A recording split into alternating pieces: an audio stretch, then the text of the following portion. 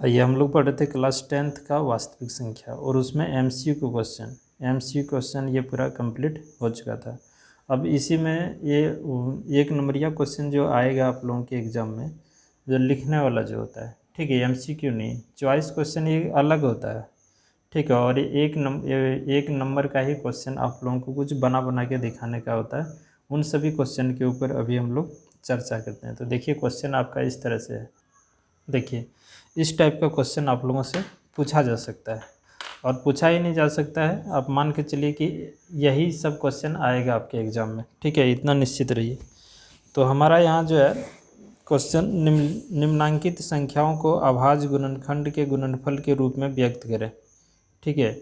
तो यहाँ है 140, 120, 156, 72 अलग अलग है। हम एक करके दिखाते हैं, बाकी आप लोग कर लेंगे। जैसे 140 का अगर हम लोग अभाज्य गुणनखंड लिखेंगे तो कैसे, 2 से डिवाइड करेंगे, खाली अभाज्य संख्या से आपको भाग देना है, ये हो जाएगा 70, फिर 2 से भाग देंगे 35, और फिर यहाँ हम लोग क्या करेंगे, 5 से भाग देंगे तो ये आ जाएगा 70। तो 140 का अभाज्य गुणनखंड क्या क्या आ गया, तो 140 का अभाज्य गुणनखंड आ गया 2 गुने 2 गुने 5 गुना 7। आप इसको आंसर यहाँ छोड़ सकते हैं, और नहीं तो इसको हम लिख सकते हैं 2 पर पावर 2 गुने 5 गुना 7। आप यहाँ भी आंसर छोड़ सकते हैं, ठीक है। एक और क्वेश्चन करना कर लीजिए।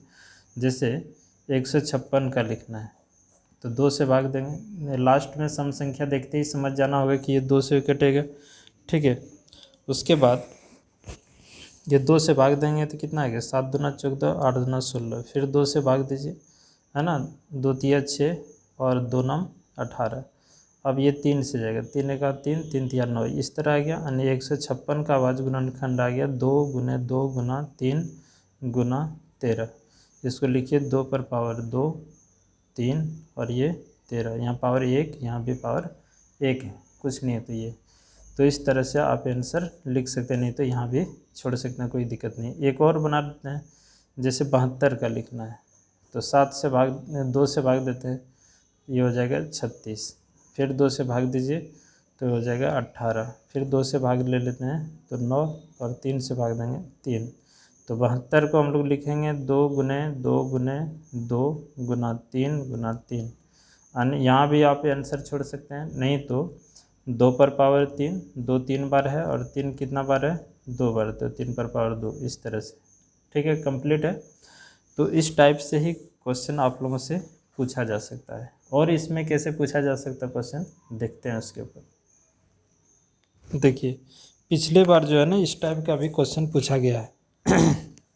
जैसे 96 लिखा है, 96 बराबर 2 पर पावर x गुना 3 पर y, और पूछा गया है कि x और y का मान ज्ञात करना है। तो x और y का मान ज्ञात करने के लिए सबसे सिंपल तरीका इसका ये है कि आप 96 का अभाज्य गुणनखंड निकाल लीजिए, तो 2 से भाग देंगे, ठीक है। तो कितना बार में ये जाएगा, 2 चौक 8 और 2 8 16, फिर 2 से भाग दे लीजिए इसमें, तो ये हो जाएगा 24, फिर 2 से भाग देंगे, आ जाएगा कितना, 12, ठीक है। फिर 2 से भाग देंगे कितना, 6, फिर 2 से भाग देंगे 3।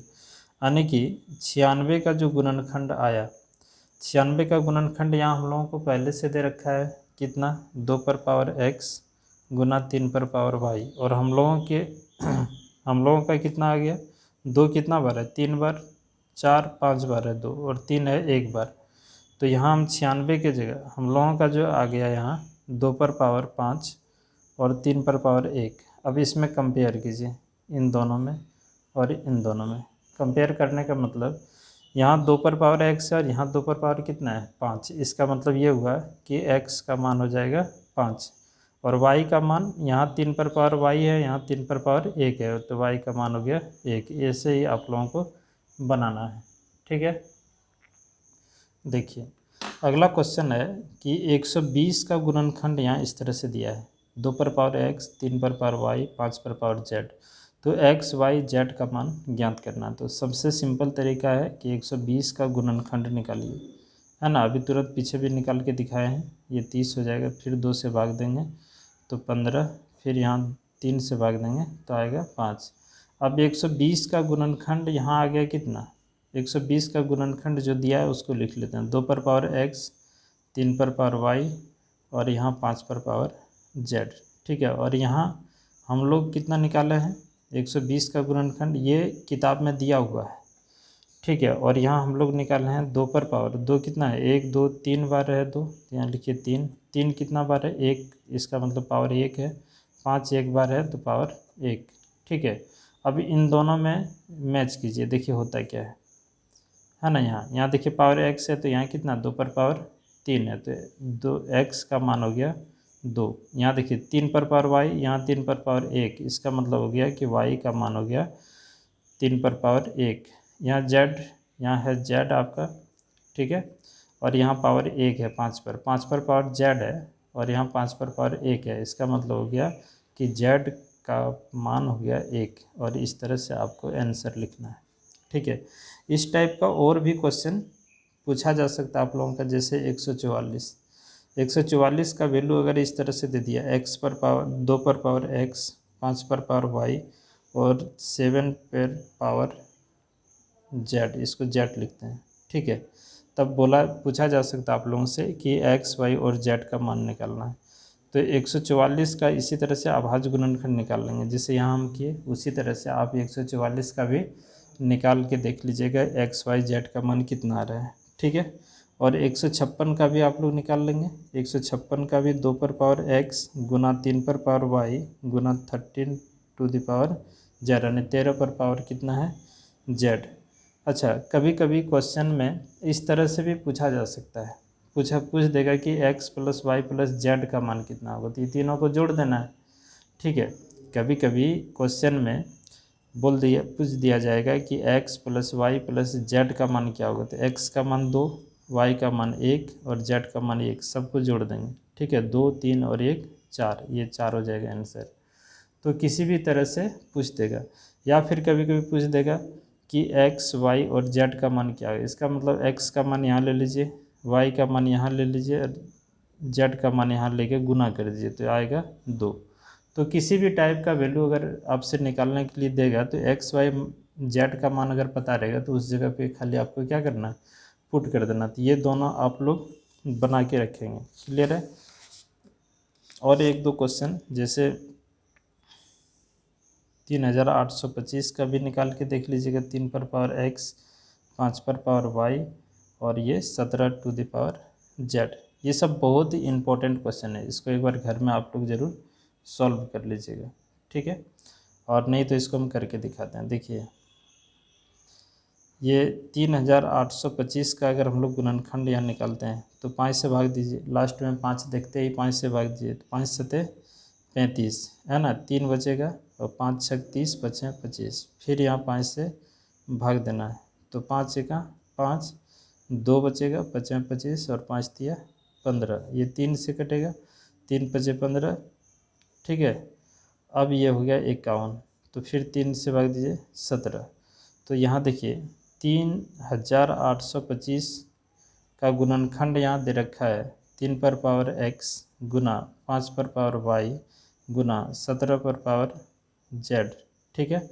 और हम लोग कितना निकाले 3825 का गुणनखंड हम लोग निकाले 5 2 को आया, 3 2 बार आया, तो यहाँ 3 पर पावर 2 लिखिए, 5 पर पावर 2 लिखिए, है ना, और 17 एक बार आया है तो 17 पर पावर 1।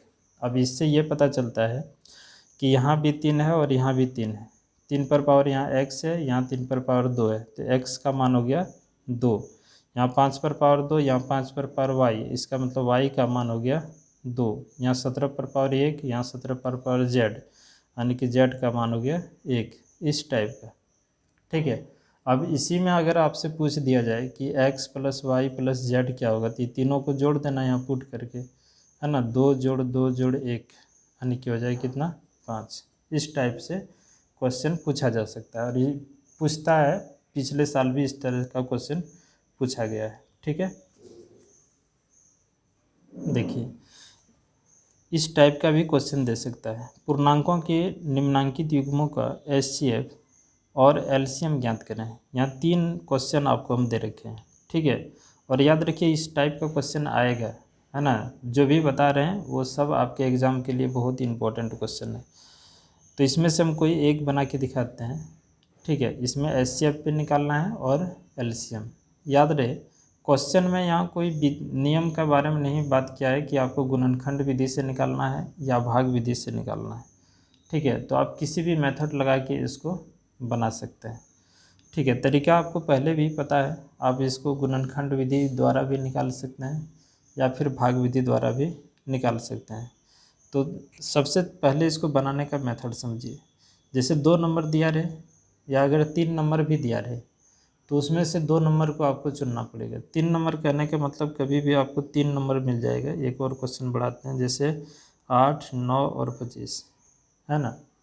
3 नंबर अगर दे दिया जाए और बोल दिया जाए कि इसका एचसीएफ और एलसीएम निकालना है, तो एचसीएफ एलसीएम निकालने के लिए आपको सबसे पहले 2 नंबर का चयन करना पड़ता है। उसमें देखना पड़ेगा कि कौन छोटा है कौन बड़ा है।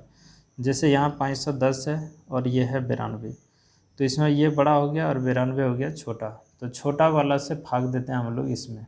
ठीक है, तो भाग विधि से अगर हम लोग निकालते हैं तो एक एचसीएफ आएगा, एलसीएम यहाँ से नहीं निकलेगा।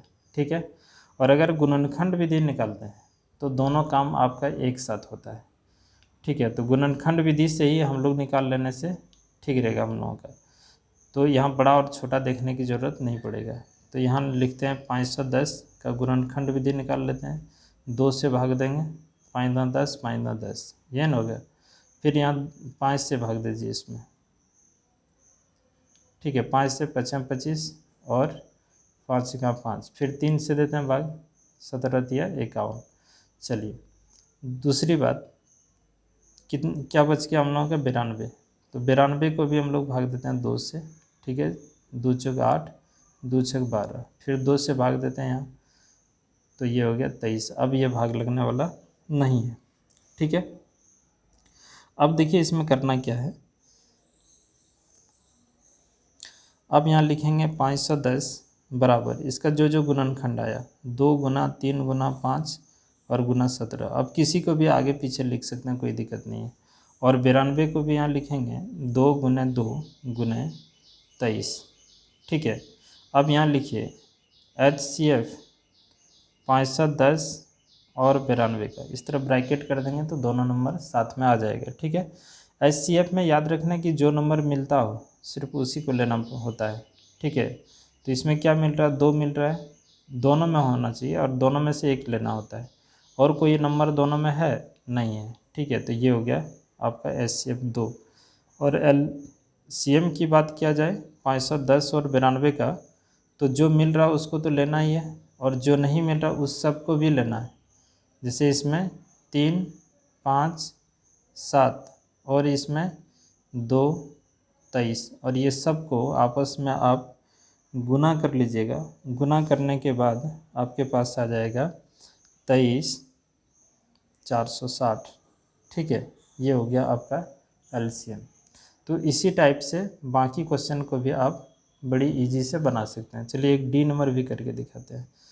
बाकी क्वेश्चन देख लीजिएगा करके। 8 2 से भाग देंगे 4, फिर 2 से भाग देंगे 2, फिर 2 से भाग दीजिए 1, फिर कितना 9, फिर यहाँ 2 से 3 से भाग देंगे 3 तिया 9। ठीक है, फिर 3 से देंगे 1, और 25 को यहाँ लिखते हैं 5 से भाग देते हैं 5 25, और फिर 5 से भाग दीजिए 1। तो 8 का गुणनखंड जो आया उसको लिखिए, तो 2 गुने 2 गुने 2 और गुना 1। ठीक है, दूसरी बात 9 को लिखेंगे 3 गुना 3 गुना 1। 25 को हम लोग क्या लिखेंगे, तो 5 गुने 5 गुने 1, यहाँ जो आया है। ठीक है, अब HCF इसमें निकालना है, तो HCF कैसे निकालें, देखिए HCF 8, 9 और 25 का। ठीक है, तो हम क्या बोले, जो मिल रहा है उसी को लेना। यहाँ 2 है तो इस सब में 2 नहीं है ना, इसमें 3 है तो इस सब में 3 नहीं है, इसमें 5 है तो किसी में 5 नहीं है, लेकिन एक सब में है। तो उस कंडीशन में एक तीनों में मिल रहा है, तो HCF आपका आ गया 1। और LCM की बात करें तो LCM 8, 9 और 25 का, तो इसमें जो मिला वो तो लेना ही है, बाकी जो नहीं मिला उस सब को भी लेना है। ठीक है, तो यहाँ 2 है कितना 3 बार, तो इसको 3 बार लिख देंगे। 3 है 2 बार, तो आप डायरेक्ट भी गुना करके लिख सकते हैं 3 गुना 3, और 5 है 2 बार, तो यहाँ लिख देंगे 5 गुने 5, और सबको आपस में मल्टीप्लाई करिएगा।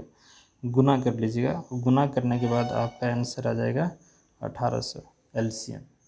ठीक है, तो इस टाइप का क्वेश्चन पूछा जा सकता है, ये बहुत बड़ी बात नहीं है। ठीक है, पिछले साल पूछा भी है, तो कोशिश कीजिएगा ये सब क्वेश्चन एक बार कर लीजिए। देखिए 3 क्वेश्चन यहाँ आपको दिए हैं। ठीक है, ये 3 में भी से क्वेश्चन आप लोगों से पूछा जा सकता है। जितने क्वेश्चन आप लोगों को हम बता दे रहे हैं ये सब का सब इम्पोर्टेंट होगा आपके एग्ज़ाम के लिए, चाहे आप किसी भी बोर्ड से हो। ठीक है, आप इसको एक बार ज़रूर करके जाइएगा। इतना कन्फर्म है कि जितने भी क्वेश्चन आपको दे रहे हैं इसमें से ही क्वेश्चन पूछा जाएगा। ठीक है, तो अब नज़दीक समय है तो रिवीजन में बस जितना क्वेश्चन लिखा रहे हैं इस सब का नोट कीजिए और रिवीजन कीजिए। इसमें से हम कोई एक क्वेश्चन बनाते हैं, 2 क्वेश्चन आप लोगों के लिए होमवर्क रहेगा। HCF दिया है 306 और 657 का 9। ठीक है, और इसका LCM निकालना 306 और 657 का। फार्मूला आप लोगों को पहले से भी पता है ना, फिर भी एक बार हम लिख देते हैं कि पहली संख्या गुना दूसरी संख्या बराबर फार्मूला होता है HCF गुना LCM। तो पहली संख्या ये वाला पहली संख्या मान लीजिएगा और इसको आप दूसरी संख्या मान लीजिए। ठीक है, इसका HCF यहाँ दे रखा है, इस फार्मूले पे पुट करके हम लोग आंसर निकाल सकते हैं। और अगर फार्मूला किसी कारण से अगर आप भूल गए तो क्वेश्चन भी छोड़ के आना नहीं है, क्योंकि लघुत्तम आपको निकालने के लिए LCM या फिर लघुत्तम जो बोल सकते हैं, निकालने के लिए आपको तरीका पता है और वो दोनों नंबर यहाँ पता है, तो आप उस मेथड से भी इसको निकाल सकते हैं बड़ी इजी से, है कि नहीं। तो यहाँ पहली संख्या में इसको मान लें तो इस जगह पे पुट कर देंगे, और दूसरी संख्या इसको मान लें 657 को, तो इसको हम लोग यहाँ रख देते हैं। ठीक है, अच्छा HCF कितना दिया है 9, तो यहाँ रख दीजिए 9। बार बार ये चीज़ लिखने की ज़रूरत आपको नहीं पड़ेगा। ठीक है, HCF लिख दीजिए इतना। LCM निकालना है तो LCM अपने निकल जाएगा, इससे इसको कटा देंगे, है ना। इधर आएगा नीचे तो 306 गुना 657, आप डायरेक्ट भी यहाँ कटा सकते हैं, है ना। ऐसे भी ये भाग में आएगा LCM। 3 तिया 9, 3 से कटा देंगे 1 0 2, फिर 3 से कटा देंगे 3 तिया 9, 3 चौक 12, तो ये आएगा 34 गुना 657, ये हो जाएगा LCM। ठीक है, आपस में ये दोनों को आप गुना कर लीजिए, जो भी आएगा वो आंसर आएगा। तो आंसर हमें याद है, हम यहाँ लिख देते हैं। ठीक है, तो इसको आप देख लीजिएगा ये किसका LCM आएगा, तो LCM आ गया 306 और 657 का। ठीक है, ये हुआ आंसर। आप इसको इधर करके लिखना चाहते हैं तो आप लिख लीजिएगा LCM 306 और 657 का आ गया 22 33 8, ये हुआ आंसर। बाकी क्वेश्चन ऐसे ही बनेगा। अगर किसी कारण से ये फार्मूला आप भूल गए, ठीक है, तो तरीका आपको पता है, इन दोनों का LCM आप कैसे निकालेंगे, अभाज्य गुणनखंड से निकाल लीजिएगा। ठीक है, तो अभाज्य गुणनखंड से कैसे निकालेंगे, या फिर आप डायरेक्ट भी निकाल सकते हैं LCM। कैसे डायरेक्ट निकालेंगे ये भी तरीका आपको पता है, भाग विधि वाला। ये दोनों 3 से कट रहा है तो 3 से भाग दीजिए, 3 एका 3, 3 दूना 6, ये भी 3 से कटेगा, 3 दूना 6, 3 एका 3, 3 नाम 27।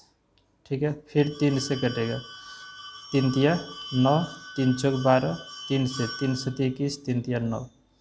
ठीक है, अब ये जो है ना किसी भी नंबर से कटने वाला नहीं है, तो सबको यहाँ आपस में गुना करना है, यानी कि 306 और 657, ठीक है, का LCM अगर यहीं लिख देते हैं, LCM अगर निकालने के लिए बोला जाए तब 3 गुना 3 गुना 209, इस सब को आपस में गुना कर लीजिए, आ जाएगा आपका आंसर।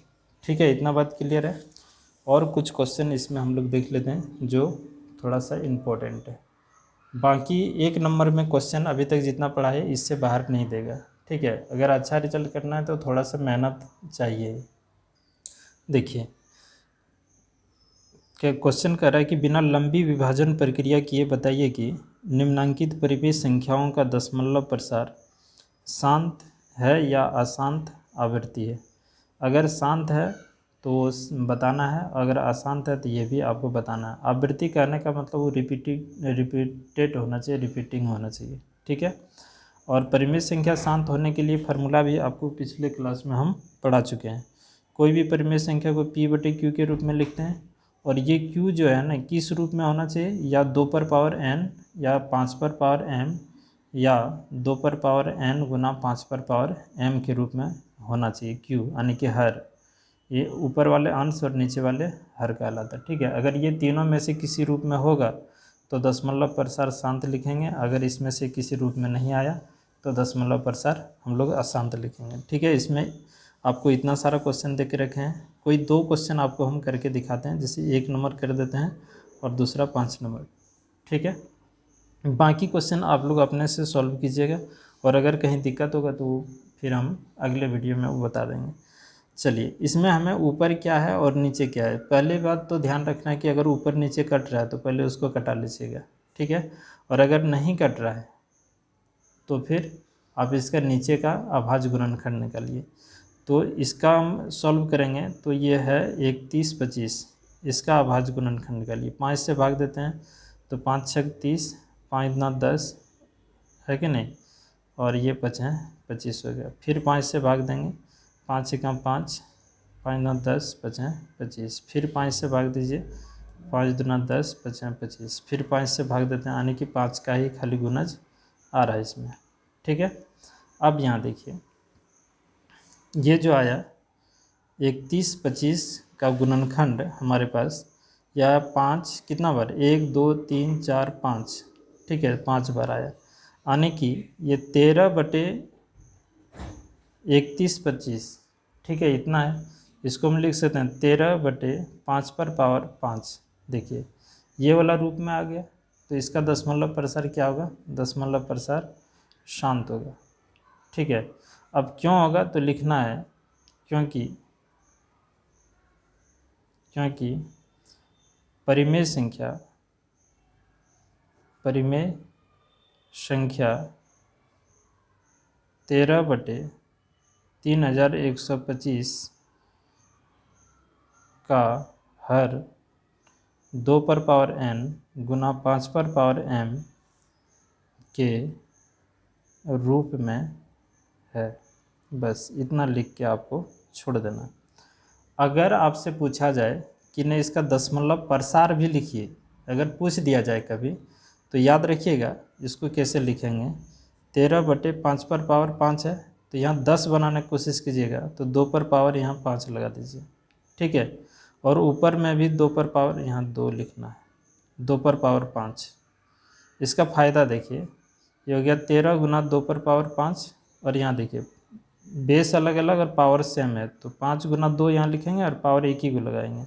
ये हो गया 13 गुना, और 2 पर पावर 5 करना है, तो 2 पर पावर अगर हम लोग 5 करें और फिर इसको तोड़ दें तो 2 पर 5 2 गुना 2 गुना 2 गुने 2 गुने 2, यानी 2 दूना 4 4 8 8 16 16 दूना 32, और 32 और 13 को जैसे हम लोग गुना कर दें तो ये आ जाएगा 416। ठीक है, और 5 दूना 10, 10 पर पावर 5 है, तो 5 को जीरो इसमें 1 2 3 4 5 है ना, तो यहाँ 5 घर बना के हमें दशमलव बिठाना होता है, 1 2 3, तो पहले से 2 घर और बना दिए। ठीक है, यहाँ पॉइंट बिठा दिए, तो इस तरह से इसका दशमलव प्रसार आप लोग निकाल सकते हैं। ठीक है, तो शांति हुआ ऐसे ही। चलिए एक और क्वेश्चन बनाते हैं, जैसे 5 नंबर, यह है 29/343। अब 343 का अभाज्य गुणनखंड हम लोग 7 से देंगे, तो 7 बचे 35 है, 7 चौक 28। ठीक है, तो यहाँ कितना बच जाएगा, 28 हो गया, 2 6 है ना, यानी कि 63, तो 7 9 63। फिर 7 से भाग देंगे तो ये 7 आ जाएगा, फिर 7 से देंगे तो 1, यानी कि इसके नीचे में 29/7 पर पावर 3 लिखेंगे। और हमारा नियम क्या है कि 2 आना चाहिए, 5 आना चाहिए, या नहीं तो 2 और 5 एक साथ आना चाहिए। तो ये दोनों में से किसी में नहीं आया, तो यहाँ लिखिए कि इसको ऐसे लिख लीजिए, 343 का दशमलव प्रसार अशांत, क्योंकि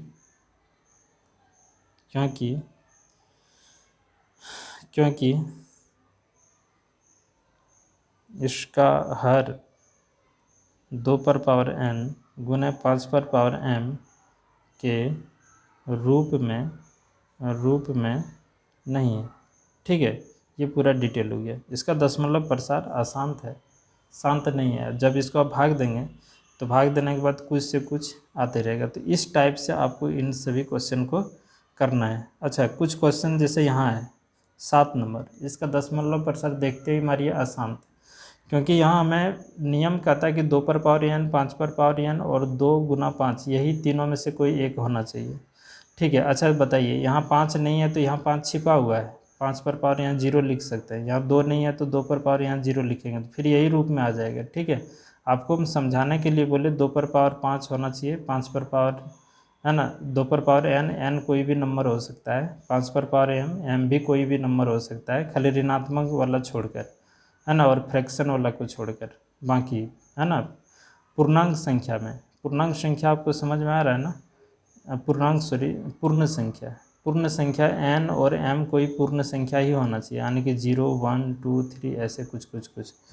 ठीक है, तो यहाँ हमारे पास देखिए 7 आ गया, इसीलिए इसका दशमलव प्रसार अशांत हो जाएगा,